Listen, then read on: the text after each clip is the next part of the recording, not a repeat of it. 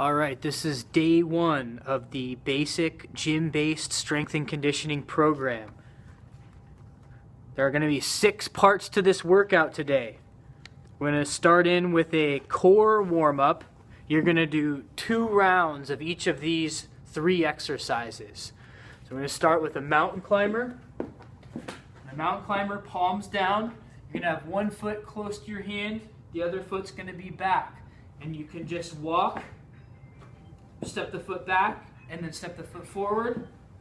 Or you can make this more of a active jump switch. You're going to do 6 of those each side. Secondly, you've got a side lateral, 6 each side lateral lunge. So you're going to take a pretty wide stance here, but keep your toes pointing straight ahead.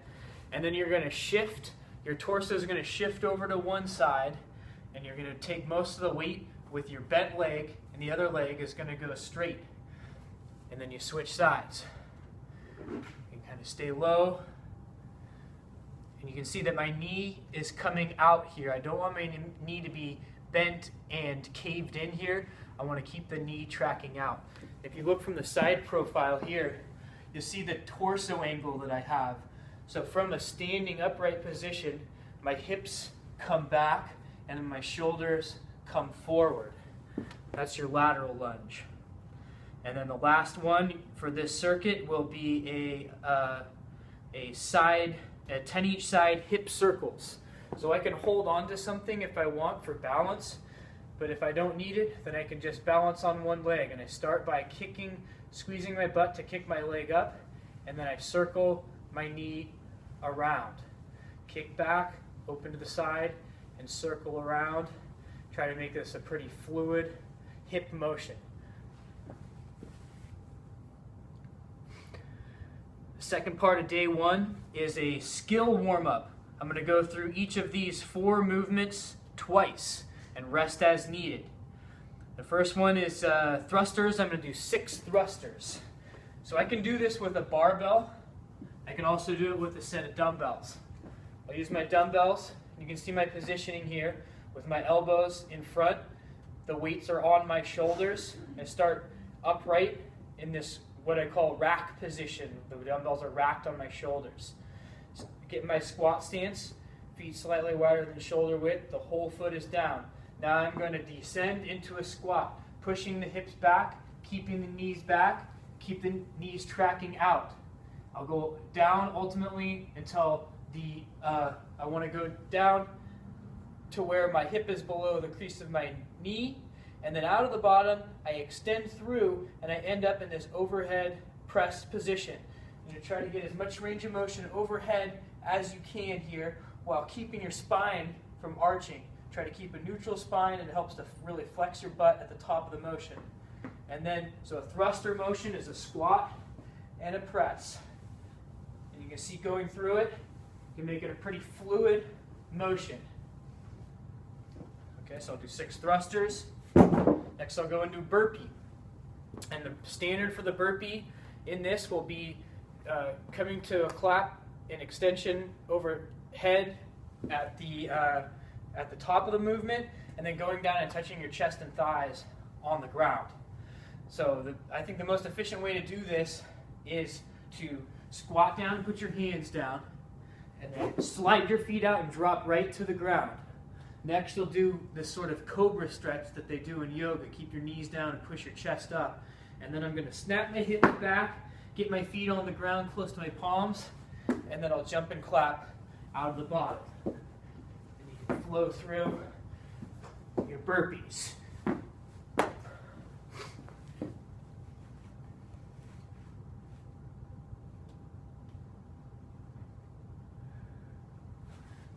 Next you're going to do lunge holds. You're just going to do 6-second hold for each of your legs. You'll step forward into your lunge and you just hold this position. Really focus on your positioning here. Your knee is tracking slightly out and you want it back behind your toe. Both your toes are pointing straight ahead. Your back heel is lifted. And switch sides. Show from this angle. I'm mostly upright with my torso, neutral spine. And push out. Then we got some push-up holds. The rules with push-ups here, the technique we're looking for, what tends to happen is when people go down, they shrug up and rotate forward. We're going to try to keep the shoulder blades retracted the whole time during the push-up press, and try to keep your spine in a neutral position as well. You may want to, if you're choosing to do push-ups, you may want to do box elevation. This is the way to take resistance off the push-up and enable you to do really good technical push-ups. You want to find a height that you can keep that technique. For this warm-up, you're going to start at the top and hold for 6 seconds here, and then you'll go down and hover right above the bottom and hold 6 seconds there. And you just do 1 repetition of those lunge holds and the push-up holds. Okay, next part of the day 1 workout is a strength superset. You're gonna do supersets of step-ups and or lunges, and you're superset them with push-ups or bench press. You're gonna do 6 repetitions for each of the sets. You want to take some warm-up sets to build up to a heavy resistance, a challenging level of resistance, and then you want to do 3 working sets. So you have your warm-up sets of 6 repetitions. It may be just 1 warm-up set if you're not going to be adding that much weight, but if you're going pretty heavy on, say, the bench press or the step-ups, you may be taking more warm-up sets to get to that working weight. You don't want to take too many sets so that you're tired by the time you get to that heavy weight, but you don't want to take too few to where you're taking a big jump and you're not adequately prepared for that heavier weight. Okay, so your step up, try to find a box, and ultimately you want to build up to where you can do step ups that it's at a height where the crease of your hip is lower than your knee, so your knee's higher than the crease of your hip. So this is actually a little bit too, maybe I'd want a couple more inches, and actually what I can do in the gym is just, there's not a perfect height box for me, I can just put a plate on top of this box, and now, yeah, that's just the sweet spot right now for me. So now I'm going to begin the step ups, and just like the lunge positioning that you want to have, the knee tracking out, knee behind the toes, and for this one you can really think about sticking your butt forward and having your shoulders come forward, so the torso angle changes. It comes forward for the beginning of your step up, and then I'll just step up, come to extension at the top, and you can switch legs for each step. I can also just do lunges, and there's a few different kinds of lunges. I can do a front step lunge, alternating legs each time. I can also do a back step lunge and alternate legs each time. If you're pretty skilled at this, back step lunge, it's a great exercise. It's a great option. But you may want to step on a plate so that when you come down, you're actually breaking, you're getting a little bit more depth, because if you just do a front step or a back step lunge, you're never quite getting to a full depth. I'd want to go work a little bit lower in this range of motion to really make these lunges work for us. So I could count that as my warm-up set, and then I would add some weight. For your step-ups, you can hold on to some dumbbells. You can also rack a barbell on your back and do it that way. I guess I'll talk about bench press as well, because you could do push-ups or you could do bench press. So I got my bench set up right here, and I can do dumbbell or I can do barbell. And I'll use dumbbell. Let me just show you the trick here. Set them right here in front of you, lift them up into place right at your hip, lean back and kick them up into position. And now we can talk about the positioning that applies for both the barbell and the dumbbell. So when I'm at the bottom of the motion, I want the dumbbells to be touching right about my chest height. And you can see the angle of my elbow. So I'm not shrugging up here. I pull my elbows so that they're at about a 45-degree angle, and that's where I'm going to start from. And then when I press up, I'm keeping my shoulder blades against the bench, coming down and up. And you can also notice that my legs are flexed. I want my legs to get as close to the weights as I can, and I'm going to be really actively flexing my butt, my hamstrings, and my quads, and pushing the ground away. And this is a full body exercise. You're going to be using your legs for the bench press. So your working sets, and you want that first working set to be your highest weight. And then your second working set, you can either keep that weight or decrease. And then on the third one, you definitely want to do a lighter set, a deload set as they call it. Next, we have a continuation on this strength workout, and this is a little strength circuit. For these ones, you're going to do, there's 3 movements. You're going to do 3 or 4 rounds. And by the way, for the strength superset as well as this, you rest as needed, but rest is advised at least 30 seconds in between each set to get some adequate recovery so that you're able to lift some heavy weights and maintain your mechanics. So the first one here is I'm going to do a 20-second dip hold. Now I have this box right here, and I have another one that I can use, and I can push myself into a dip position and hold that position and even do repetitions. But I happen to have these rings back here that I'm going to demo with. The key with the dip is to get your whole body active. You're going to be actively pressing through your shoulders. You feel you're flexing your pecs and your lats. Your abs are going to be tight, and you're going to be flexing your legs as well. So your whole body is active for the dip. Now you can begin with just a dip hold, where you're just going to hold this position for 20 seconds. So maybe you are not quite able to hold for 20 seconds yet. We'll just accumulate that amount of time. You can start there. If you're getting pretty good at it, at the end of your 20 seconds, slowly descend into the bottom of the dip and try to hold this position for a few seconds. And then when you're ready, you're just going to be able to do dip repetitions for that full 20 seconds.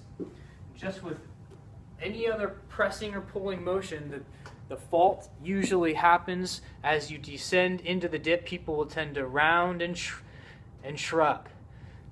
Even as you go into the bottom, you want to keep your shoulder blades pinched together, and you want to really be able to work the depth, try to be able to come down so that the rings are touching your chest, or the box is touching your chest if you're using it that way. The next one is goblet squats. You're going to do 10 goblet squats. A goblet squat, all it is you hold any weight. I'm going to use this dumbbell and just hold it out in front of you.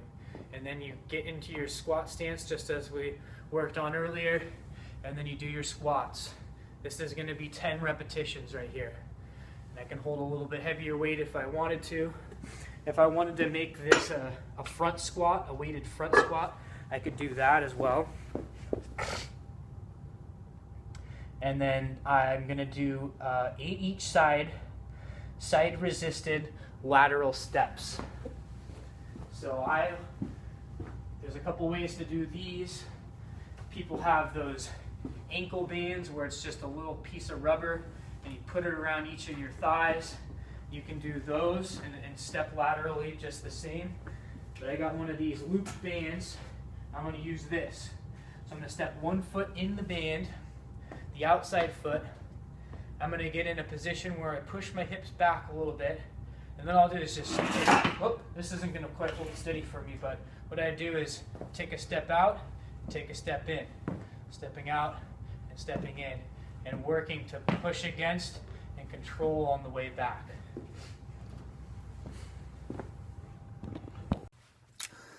All right, this is the cardio part for day 2, cardio circuit. You're going to do burpees and thrusters. Burpees and thrusters. So you want to do 30 seconds on, 15 seconds off, so it's a Tabata style. And you can choose to do between 2 and 4 rounds, up to 4. Start with just 2 and work your way up from there.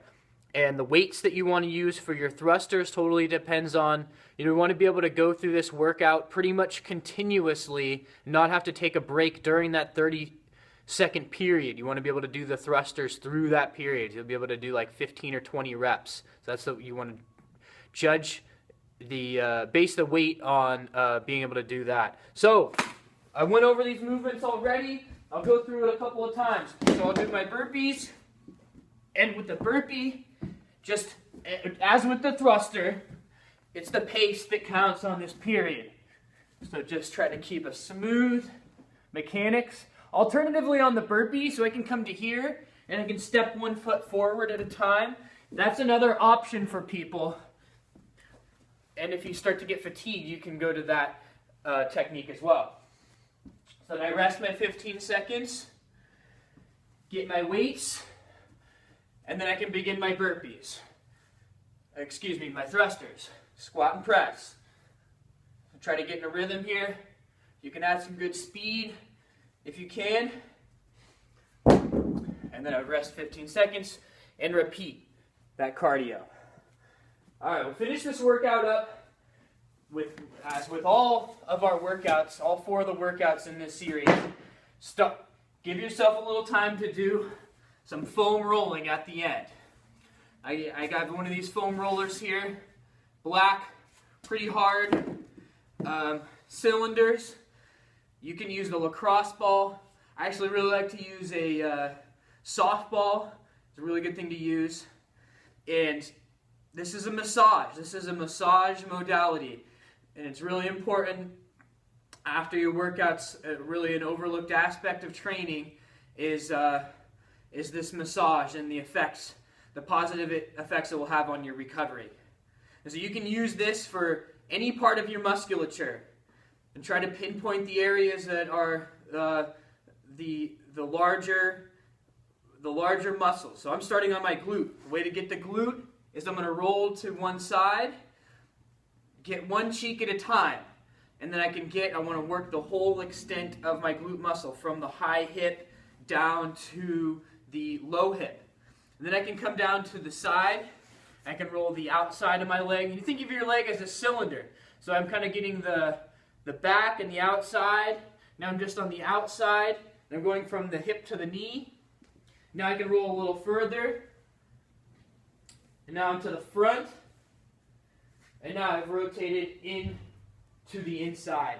So you want to get all of those areas of your hip and of your upper leg. I can go to my lower leg, and the same idea. But really, the 2 areas that get really tight, you have your calf muscle, your gastrocnemius, and your soleus on the underside. So I can rotate my leg like this, and I can open it up a little bit more here, and then I can shift my body and get my tibialis anterior in the front a little bit. And I'm going to come back up and work my way up my back. Especially, you don't want to go right on your spine, so slightly lean to one side or another. Yeah, you don't want to go directly on your joints. So you wouldn't really want to massage directly on your kneecap or right on your spine. But you can get right to the outside. You want to get the meaty parts of your body. Now, really a good one is to go right underneath your shoulder blades and let your head relax. And then I'm going to just roll side to side. So this is really good for your lats and your upper back. I can go a little further. Let me switch my angle so that I can get up at my traps. So now I'm going to sit on it kind of like it's a pillow, and I'll put some of my weight in there, and I can roll side to side and get into my traps. And then lastly, I can rotate over forward and get into my pecs and my shoulder. I can also get my tricep and my arm here.